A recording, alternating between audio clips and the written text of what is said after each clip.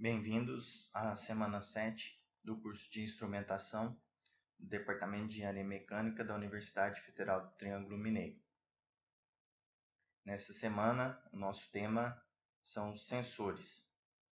Sensores utilizados na instrumentação de sistemas mecânicos. Então, vamos falar aqui de diferentes aplicações na engenharia mecânica e os sensores que utilizamos para poder adquirir os sinais. Sensores eletrônicos. Então, vamos estar falando aqui da utilização aí de aquisição de dados, análise de sinais, eletrônica analógica e digital e circuitos condicionadores de sinais. Então, todos os temas que vimos até agora vão servir aí de base para a gente entender esses sensores eletrônicos aqui que utilizamos para a instrumentação desses sistemas mecânicos. Então, vamos estar falando de aquisição de sinais de temperatura, pressão, rotação, vibração, que são aí alguns dos principais parâmetros monitorados em sistemas mecânicos. Então, iniciamos aqui nesse primeiro vídeo, nessa primeira aula, e daremos continuação aí nas próximas 2 semanas, nesse mesmo tema. É um tema bastante extenso e a partir daqui dessa aula nós vamos entendendo aí alguns conceitos que vão ser necessários para aprendermos a utilizar esses diferentes tipos de sensores. Eu trago aqui para vocês inicialmente a classificação desses sensores, algumas maneiras de classificarmos, né, esses diferentes tipos de sensores. A primeira maneira que a gente pode classificá-los é com relação à fonte de energia. Então a gente pode dividir, né, em sensores ativos e passivos. Os ativos são aqueles que não requerem fonte de energia, por exemplo, os termopares. A gente vai ver aqui ainda nessa aula, né, nessa videoaula aqui, que os termopares, pelo efeito Seebeck, eles geram uma diferença de TDP, ou seja, não é necessário uma fonte externa para energizar o sensor, né? Já sensores indutivos, por exemplo, eles requerem uma fonte de energia, né? O próprio princípio de funcionamento ali requer que tenha uma fonte de energia externa energizando o nosso circuito ali para que o sensor funcione. Então, nesse caso, teremos aí sensores do tipo passivo. Os sensores também podem ser classificados com relação ao tipo do sinal, né? Então, sinais analógicos ou sinais digitais, conforme já aprendemos aí anteriormente na nossa disciplina. Sinais analógicos sendo aqueles sinais contínuos no tempo, né? Tipo termopar é um exemplo aqui de um sensor que constantemente, né, está enviando aí o sinal ao longo do tempo. Dividido aí, a gente poderia detalhar, né, já que a gente já falamos sobre isso, em infinitos níveis, né? Então não é um sinal discretizado em níveis. Aqui no caso de um sinal analógico, ele não possui um número limitado de níveis, né? E sim infinitos níveis aí, a gente poderia chamar assim também. Já o digital, né, como vimos também, são sinais discretizados em níveis, né? Então, por exemplo, um sensor de presença, ele possui apenas 2 níveis, né? 0 ou 1. Ou seja, é um digital em 2 níveis, ou seja, ou tem a presença de algum objeto ou não tem. Então, é um sensor digital. A gente pode ter sensores digitais em mais de 2 níveis também, enfim, quantidade de bits, conforme a gente já estudou também. A gente ainda pode dividir os sensores, classificá-los, né, quanto ao princípio de funcionamento, né? Então, temos sensores que funcionam devido ao princípio da indutância, outros sensores do tipo capacitivo, sensores resistivos, sensores óticos, enfim. Com relação ao princípio de funcionamento do sensor, também podemos dividi-los, separá-los aí em diferentes categorias. Também podemos classificar os sensores com relação à grandeza física que ele vai medir, né? Então, podemos ter sensores que estão medindo deslocamento, sensores que estão medindo temperatura, pressão, força, rotação, deformação, enfim. De acordo com a grandeza física que ele vai medir, podemos classificá-lo também. Então, por exemplo, podemos ter sensores resistivos medindo temperatura, sensores resistivos medindo deformação, medindo força. Então, o mesmo tipo de sensor, de acordo com o seu princípio de funcionamento, ele pode ser aplicado para diferentes leituras de grandezas físicas, né? Então, essas classificações elas se misturam ali para cada tipo de sensor. Então, tendo um sensor, a gente pode classificá-lo de acordo com esses diferentes grupos aqui, né? Como a gente viu aqui. Então, o mesmo sensor ele pode ser, por exemplo, analógico, medir deslocamento e funcionar pelo princípio de resistência, né? Digamos, potenciométrico. Enfim, então, de acordo com cada sensor, a gente vai ter as diferentes classificações aí para ele.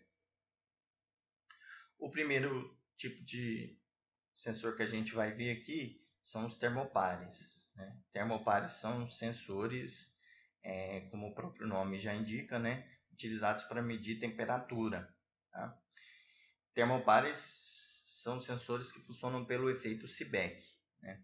Como que funciona o efeito Seebeck? O efeito Seebeck diz que a junção de duas ligas metálicas diferentes é capaz de gerar uma diferença de potencial que varia conforme a temperatura. Então, imagina que aqui eu tenho um fio de uma liga metálica A, né? E aqui eu tenho um outro fio de uma outra liga metálica B, e eu uno aqui a ponta desses fios em uma junta, né? Que a gente chama de junta de medição aqui. Essa junção aqui desses dois tipos de material, quando submetida a uma variação de temperatura, né? Ela vai gerar aqui uma DDP proporcional a essa temperatura. Então, se eu pegar aqui esse fio desse metal A e esse fio do metal B e ligar, por exemplo, em um voltímetro, né, a gente vai ver ali na tela do nosso voltímetro uma diferença de potencial, uma tensão elétrica bem baixa, mas que varia de acordo com a variação dessa temperatura aqui. Então, não preciso de mais nada, basta apenas unirmos aqui os dois fios e fazermos a leitura dessa diferença de potencial que a gente consegue, então, como a gente vai ver depois, relacionar a temperatura com essa diferença de potencial aqui, certo? Então, esse é o efeito Seebeck, né?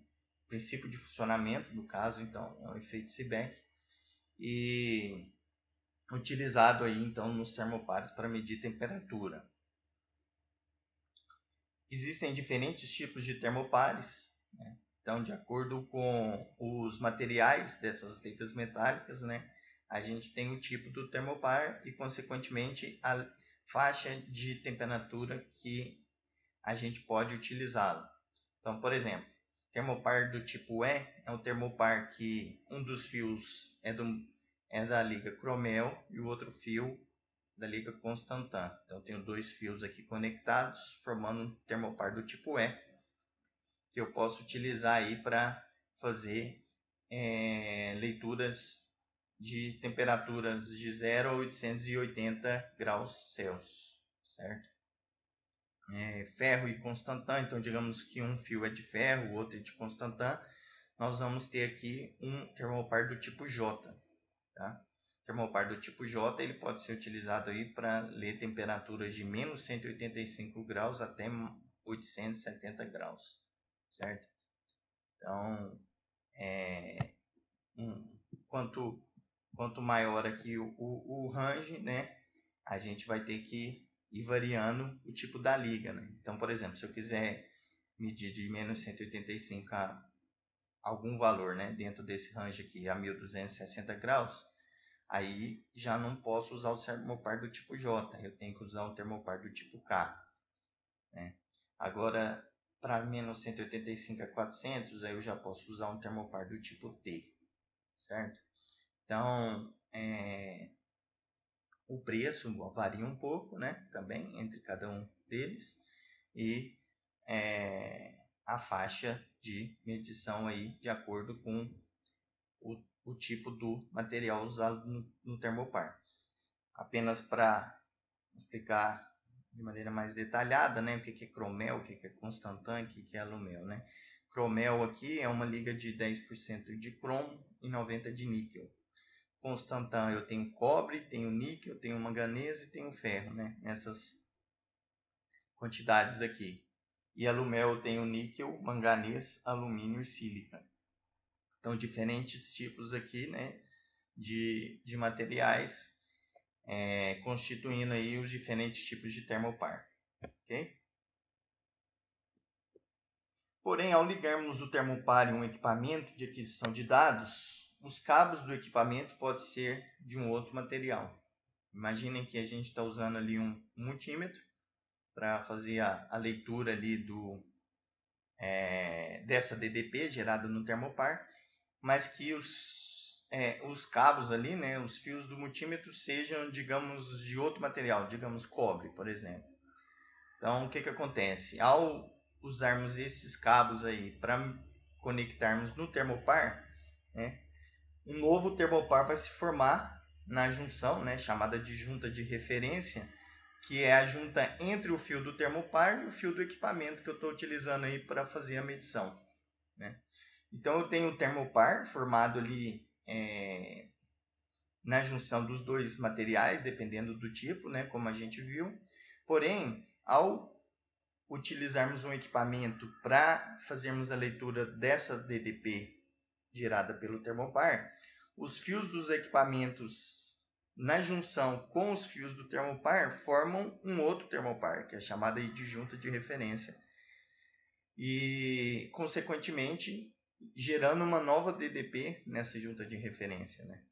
Então, se o novo termopar é formado, uma nova DDP é gerada proporcionalmente à temperatura na qual se encontra essa junta de referência. Para a gente entender melhor, vamos olhar aqui essa ilustração. Ó. Nós temos aqui então um medidor, pode ser uma placa de aquisição, pode ser um multímetro, né? E eu tenho os fios aqui do medidor, digamos que são de cobre, né? Então, e aqui eu tenho um termopar, digamos, constantan com cobre. Então, do lado daqui eu tenho um fio de cobre do termopar, né, conectado com um fio de cobre do medidor. Então, não tem problema nenhum. É tudo cobre, tudo certo. Porém, do lado daqui, se eu tenho um constantan, ao conectarmos aqui com o fio do equipamento que é de cobre, né, eu estou formando aqui nessa junção outro termopar. Então, eu tenho um termopar aqui, gerando uma DDP que eu estou chamando de EO1, ou seja, de tensão de output, né, tensão de saída 1. E aqui uma outra tensão, né, uma outra DDP de saída 2, sendo gerada aqui nessa outra junta, que é a junta de referência, que só existe porque eu estou usando um medidor cujo material aqui dos cabos, né, dos fios do equipamento são diferentes do cabo aqui do termopar. Então, nessa junta de referência eu tenho uma outra DDP. E aí a DDP que vai estar aparecendo aqui na tela do meu medidor, o que eu vou estar medindo? Na verdade, eu vou estar medindo a soma dessa DDP1 com essa DDP2. A que eu desejo conhecer, né, a temperatura que eu quero medir, é a temperatura aqui na ponta do meu termopar, que é a E1. Porém, quando eu meço, vem o E1 mais um E2, que eu não tenho interesse, mas que surgiu devido à junta de referência aqui, né? Porém, a gente pode conhecer esse E2. Como que a gente faz para conhecer esse E2? Esse E2 provavelmente vai estar medindo a temperatura aqui próxima ao equipamento, né? Que é onde junto o fio do termopar com o fio do equipamento, então vai estar medindo a temperatura aqui próxima ao equipamento, né? Então eu posso pensar uma maneira aí de conhecer essa temperatura na junta de referência e, consequentemente, conhecendo o E2, eu então saber o E1, bastando medir o total menos o E2, eu vou ter aí o meu E1, que é aquilo que eu quero saber, que é a DDP aqui correspondente à temperatura de onde eu estou com o meu termopar. Então, uma solução seria manter, digamos, como eu vou saber a temperatura aqui na junta de referência, então? Essa é a questão, né? Uma solução seria manter a junta de referência a 0 graus Celsius. Vocês encontram na literatura aí essa solução conhecida como banho de gelo. O que é banho de gelo? Eu mergulhar aqui essa junta de referência, né, em um banho de gelo mesmo, ou seja, em uma temperatura de 0 graus Celsius. Se a temperatura é 0 graus Celsius, o E2 vai ser nulo. Então, nesse caso, a tensão da junta de referência é nulo e a tensão medida é igual à desejada. Então, o que aparecer aqui na tela do meu medidor, né, que é o ET, ele é exatamente igual ao E1, que é o que eu quero saber, né? Mas na prática nem sempre é possível a gente manter a junta de referência aí em 0 graus Celsius, né? Visto que a junta de referência estará medindo a temperatura do ambiente na qual se encontra o equipamento, né, ali, ó, o medidor, né? Podemos então medir a temperatura ambiente e compensar a leitura do termopar. Então, como que a gente faz para medir a temperatura ali na junta de referência, né?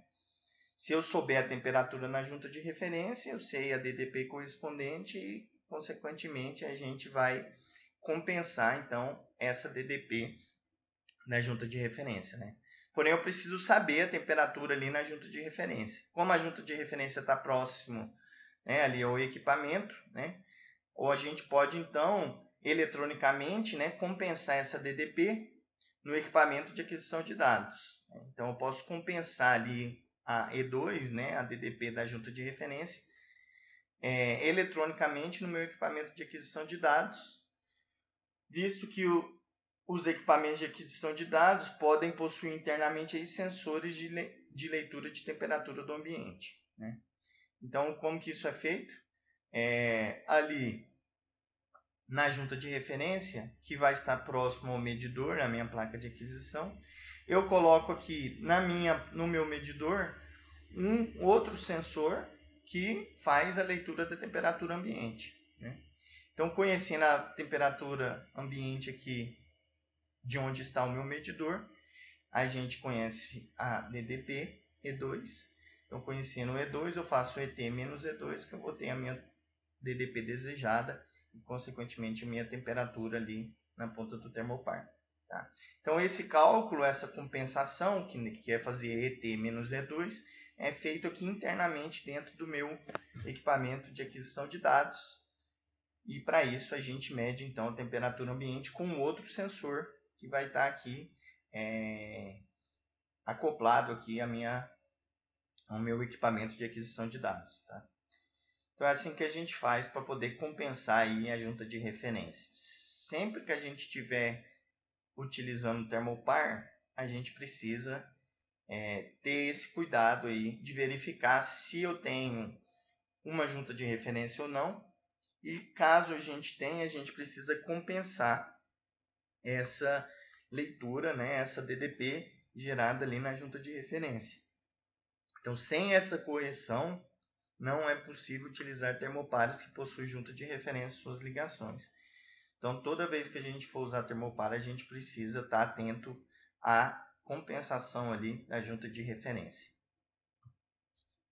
Um outro tipo de sensor utilizado aí industrialmente para medir temperatura, né, são os termistores ou os sensores PT100, ou ainda conhecido como termoresistências. Né? O que é isso? Né? Que tipo de sensor que é esse? São sensores de temperatura, né, utilizados para medir temperatura, que contém um resistor que altera o valor da resistência conforme a temperatura. Então, imagine que eu tenho aqui uma resistência interna aqui ao sensor, e à medida que a temperatura varia, o valor da resistência, né, aqui em ohms, varia também. Então, a variação da resistência vai me indicar a variação da temperatura. Né? Então, o material utilizado aqui para montar essa resistência interna aqui do sensor, ele apresenta uma mudança previsível na resistência conforme a temperatura se altera. E é essa mudança previsível que é utilizada para determinar a temperatura. Tá? Então, o princípio de funcionamento é esse. À medida que a temperatura varia, a resistência varia. Tá? Porém, a gente não mede diretamente a resistência. Né? A gente não tem aqui um circuito de aquisição de dados que está medindo a variação da resistência. O que a gente coleta? A gente coleta tensão elétrica. Né? E como que a gente faz para coletar tensão elétrica sobre esse resistor aqui?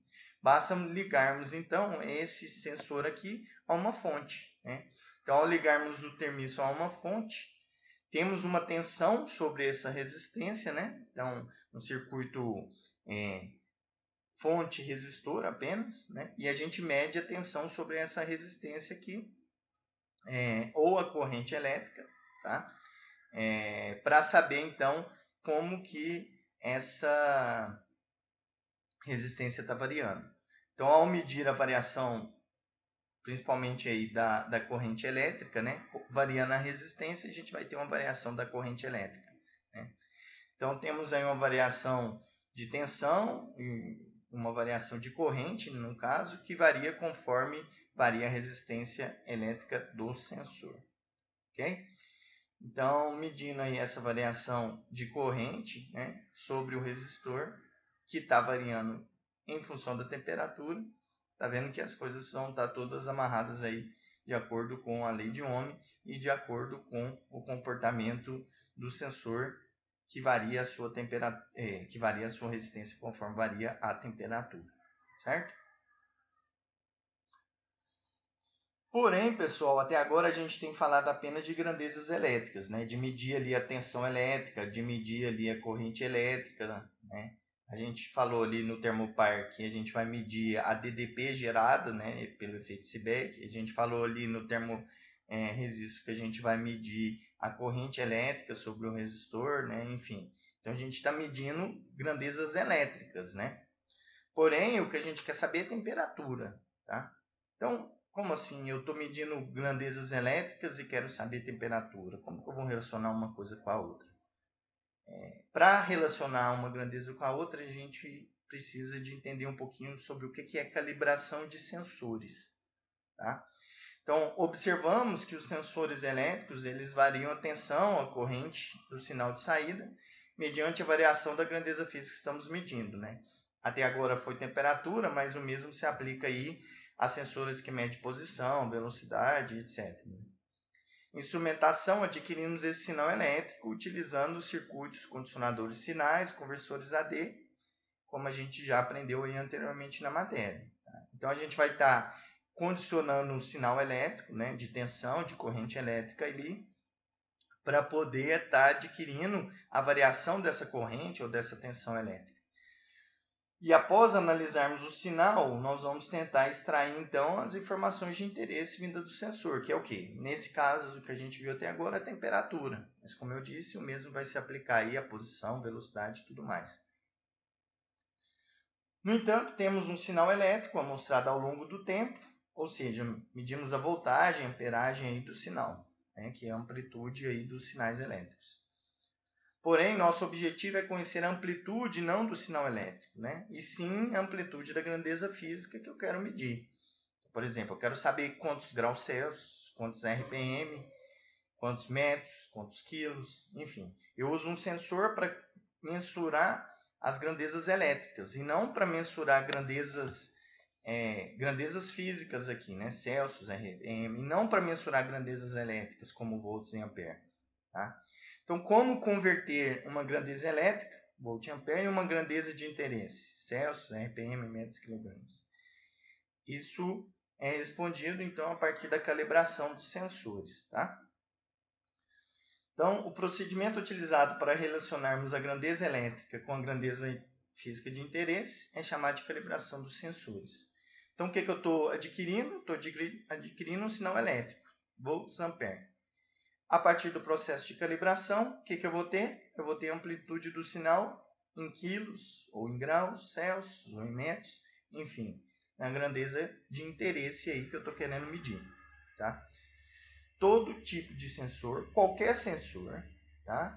Para medir qualquer grandeza, qualquer equipamento aí elétrico que esteja sendo utilizado para instrumentação precisa ser calibrado. Sempre, pessoal.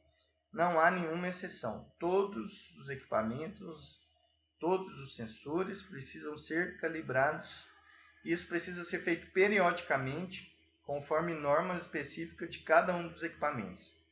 Então, para cada sensor, para cada equipamento, a gente vai ter uma norma aí que vai definir como calibrar aquele sensor, como calibrar aquele equipamento. Tá? Em uma indústria, né, nós temos, na maioria delas, né, setores internos, pessoais capacitados internamente ali, funcionários responsáveis por essa calibração. Tá? Caso a empresa não tenha, ela terceiriza isso, né, envia para o fabricante, enfim. Mas os sensores precisam periodicamente ser calibrados conforme a norma de cada um dos equipamentos.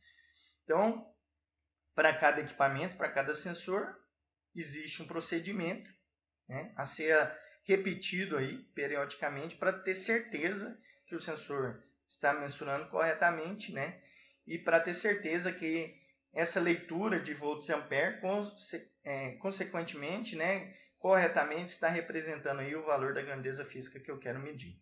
Tá? Então existem duas maneiras da gente, duas metodologias da gente realizar a calibração, né, de maneira geral. Para cada equipamento isso vai ser feito de uma maneira, mas a metodologia ela é denominada de duas maneiras diferentes. A primeira delas é o método direto e a outra é o método indireto, que a gente vai ver aqui agora. O que é o método direto de calibração? Né? Isso pode ser aplicado para qualquer tipo de sensor, para qualquer tipo de grandeza que queira se medir, mas aqui eu trago um exemplo de um sensor, né, chamado célula de carga, que é um sensor que mede a massa, aqui, a força, né, o peso, no caso. Mas aqui, no exemplo que eu trago para vocês, eu estou querendo apenas pesar aqui, né, medir a massa de um objeto. É um tipo de sensor que vai servir para medir a massa de um objeto, tá? Para pesar, como se fosse uma balança aqui, tá? Então, eu quero calibrar esse sensor, eu quero calibrar essa célula de carga. O que eu tenho ali, quando eu coloco uma massa sobre essa célula de carga, é uma leitura em volts, né? Então, como eu mostrei para vocês, o que eu meço, o que passa ali pelo meu circuito condicionador de sinais e depois pelo meu conversor analógico digital e depois vai para o meu mostrador, é uma grandeza em volts. Porém, eu quero saber não volts, eu quero saber quantos quilos, né? Então, imagine como se fosse uma balança, eu estou colocando uma massa aqui em cima dessa célula de carga e eu quero saber quantos quilos, né? Quanto pesa esse objeto aqui que está sendo colocado em cima dessa célula de carga. Então, eu não quero saber volts, eu quero saber quilos. Né? Então, como que eu vou converter de volts para quilo? Então, a partir aí da calibração. Esse primeiro método é o método direto. Tá? Trago aqui apenas para exemplificar para vocês como funciona o método direto, mas repito, isso vale aí para qualquer tipo de sensor e a ideia vai ser a mesma. No método direto, qual que é a ideia? É que a gente já conheça essa massa que a gente está pesando. Para quê? Primeiro eu vou usar então massas conhecidas para calibrar o sensor. Então é o conhecido aí como blocos padrão, massas padrões, né?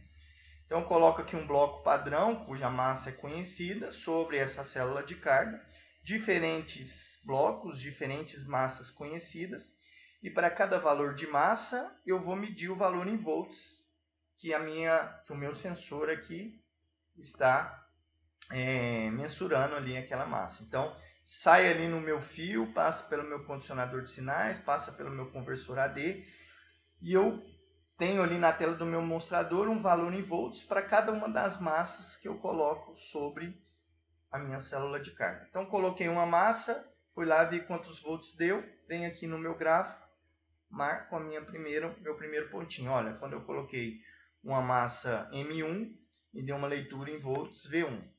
Coloquei uma massa aqui M2, deu uma leitura na célula de carga V2 em volts. Mesmo para uma terceira massa, mesmo para uma quarta massa. E depois o que a gente faz? A gente traça aqui uma reta de calibração. O que é essa reta de calibração? É apenas a interpolação aqui desses pontos que foram mensurados aí para diferentes tipos de massa conhecida. Então, se eu já sei a massa, né, eu sei o valor aqui no eixo Y e medir o valor no eixo X. Depois interpolei esses pontos, obtendo aqui então essa reta, né, dada por o valor da massa, que é o valor aqui no eixo Y, é A, né, um coeficiente aqui angular, vezes o valor em volts, mais um B, né, um coeficiente linear. Porém, né, quando não tem massa, o valor em volts foi nulo. Né? A gente ajustou aqui para quando taramos aqui, né, digamos assim, fizemos a tara, né, da nossa balança, da nossa célula de carga, para que quando não houvesse massa, não tivesse nenhuma leitura em volts. Então, 0 para massa, 0 para volts. Com isso, o nosso B, né, que é o nosso coeficiente linear, é igual a 0.